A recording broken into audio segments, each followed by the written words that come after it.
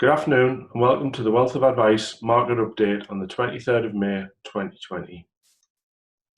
So another week passes. The main news this week has been from Boris Johnson in our country talking about creating a world-beating contact tracing system. He hopes to have this implemented from June, and this ties in with hopefully getting the schools reopened. It's widely believed that if you can come up with a good contact tracing service whereby you can find out who's got the virus, who they've been into contact with, and then restrict those people from then coming into contact with other people, you can certainly keep the amount of cases down. This is on the back of other measures that are coming into place as well.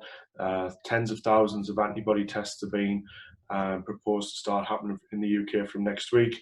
The antibody test will tell people whether they've had the illness in the past, and this herd immunity will become more widely known as to who's actually had it.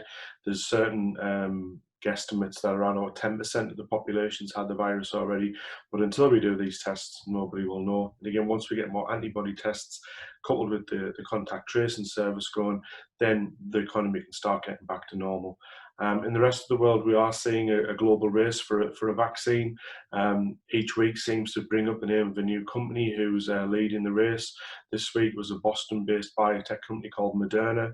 On the back of some positive results, they've seen their share price go up. AstraZeneca, obviously one of the world's biggest pharmaceutical companies, they've said that if the Oxford vaccine is successful, they would have around about, I think, 3 million doses or 30 million doses available by October if these trials are successful. And then, as I say, those will be issued to the people in the UK and then around the world. And then, as I say, I believe markets would react positively if these news stories start coming through.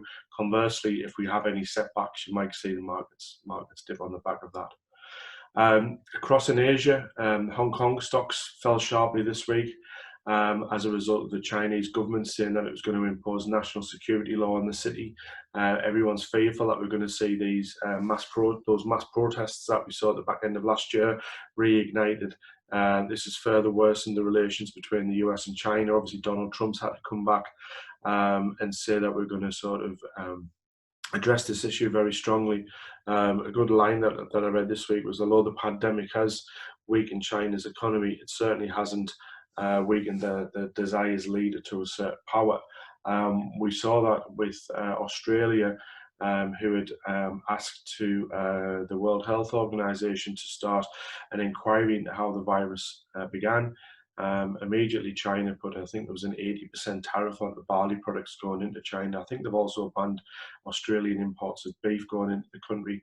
And you're going to see these sort of issues arising in the coming months and time ahead between different countries and governments around the world on the back of this, which is not good for world trade and world output. The month of May, we're now over 3 weeks into it, so a week left in May, and you can see the markets on the whole are up positively. The Hang Seng Index, which is the green line at the bottom, that's the Hong Kong stock market, which is down almost 5% as a result of what China did. I think it fell, that 4.77 was virtually in a day there. You can see the FTSE All-Share, one of the weakest markets from the main markets. Surprisingly, the German market's up 9% at the top compared to the US of 7.43, and then you have the Japanese at 6.36. So markets have been positive, which is good. We'll see that reflected in client portfolios in a second. But if we just look now at the 12-month performance figures, again, you'd see the FTSE All-Share, which is every major listed company in the UK is minus 14.64% over 12 months. The US up 7.46%, so a massive variance there between those two countries' fortunes from a stock market point of view. And the real answer is the fact that the US market is dominated by some of the world's largest technology companies, which are doing very well on the back of the current crisis. More news stories this week showing how the world's richest people, the major billionaires, are becoming wealthier on the back of this crisis, whereas some of the smaller companies just aren't doing as well. So we would hope that if the UK does get further down the road and gets a positive Brexit trade agreement, that our markets could rise as well, because a lot of our clients' investments are UK linked, as we mentioned last week. Just updating again the risk score 2 and the risk score 3 portfolios. As you can see there, this again follows on from right at the very beginning of these weekly updates, where we had a notional £100,000 invested going into the crisis in early February.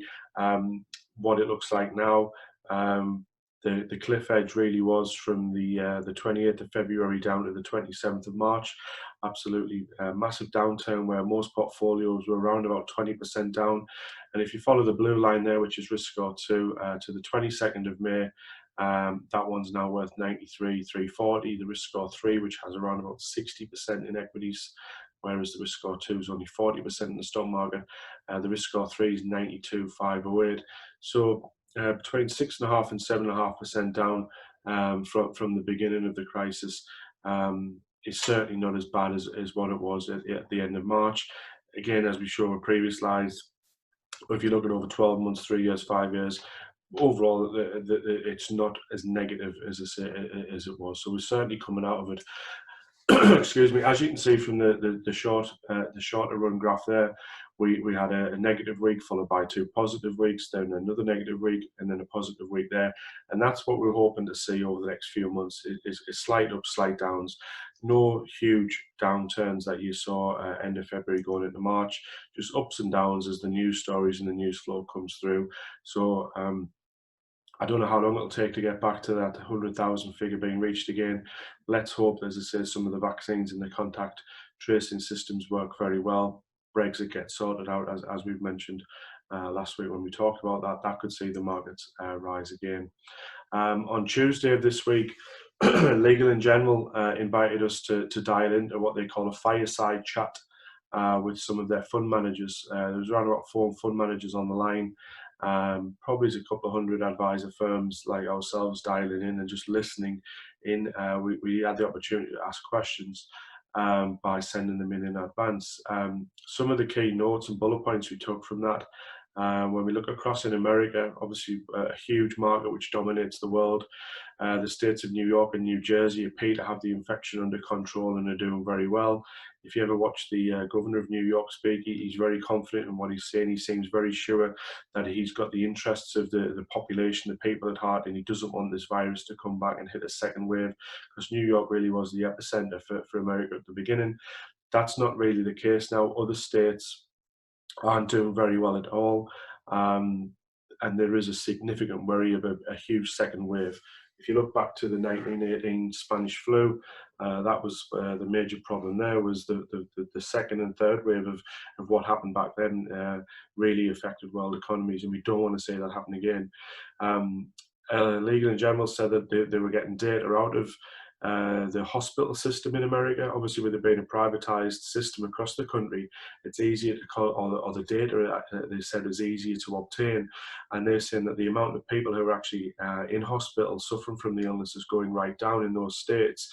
But other states like Alabama, for instance, they're about to run out of intensive care beds. And these are the states that are talking about reopening the economy and getting America working again. Well, the economy can't work very well if the amount of people in hospitals going through the roof and the hospitals are running out of beds. So that would definitely be a worry, and a second wave could cause markets to fall in the summer.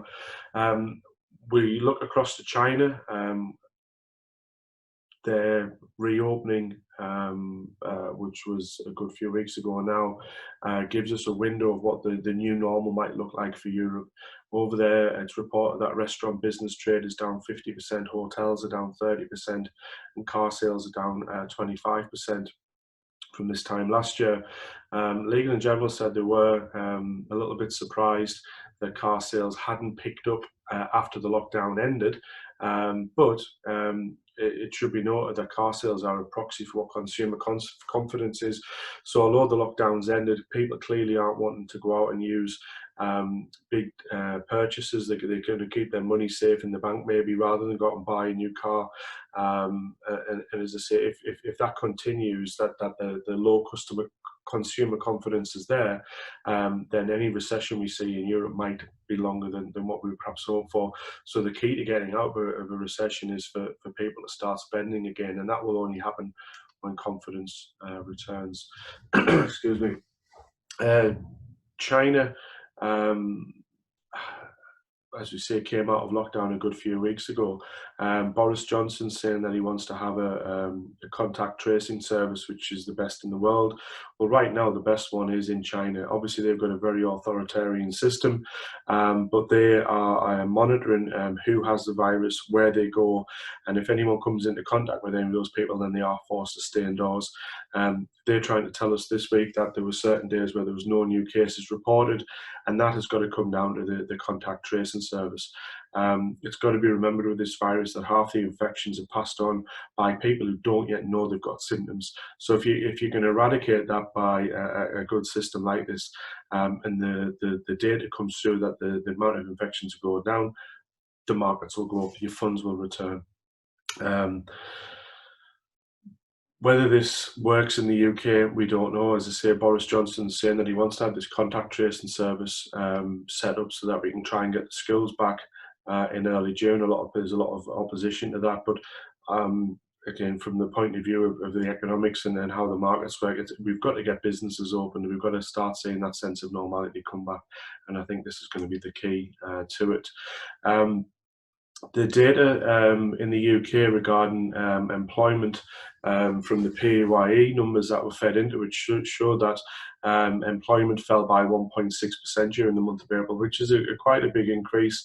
We did see a lot of news stories last week and the week before about how deep this recession might be. So it is worrying that there is an increase in unemployment. Across in the US, their unemployment figures are huge because they didn't have a furlough scheme like what we did. But they were actually paying money, unemployment benefits, at a much higher rate than normal, and half the population's been on half of the population who are on unemployment benefits are actually better off than what they were while they were working. So again, both countries have got an issue there to try and get people back working again in as quick time as they can, but also keeping the economy going and keeping the economy right. There was data that came out which showed how much it's actually costing the UK Chancellor, the UK economy, by paying these furlough payments. And again, one of the things I think we're going to look at next week is what's going to be the possible implications after we come out of the crisis. What will our tax system look like? How are we going to pay this back? As you can imagine, we've been looking at news stories this week, and there's just so much written on the subject. One client asked about how this might affect the triple lock guarantee that was put on for pensions, and there's a suspicion that that's going to be removed. If that's removed, that'll save the government around about £8 billion. But the deficit at the moment, I think, is running by about £56 billion a month, which is just massive in comparison. So it'll be interesting to see what the government can do. The last bullet point there, talk about Brexit. Again, I think this is going to be the key for a lot of things. We've got to get some kind of trade agreement dealt with and sorted and put to bed. The deadline is definitely an event risk, which is the end of this year. No progress made this week. There's going to be sort of to and fro on that. But as soon as we see progress, you will again see markets increase. So thanks for listening again. Be back again next week, hopefully with some positive updates and information, which will reassure you about where your investments are going. And as usual, we'll just say if anyone needs to get in touch, please do so. The office is back working. It is a bank holiday on Monday, so we'll be in from Tuesday onwards. So thank you. Take care.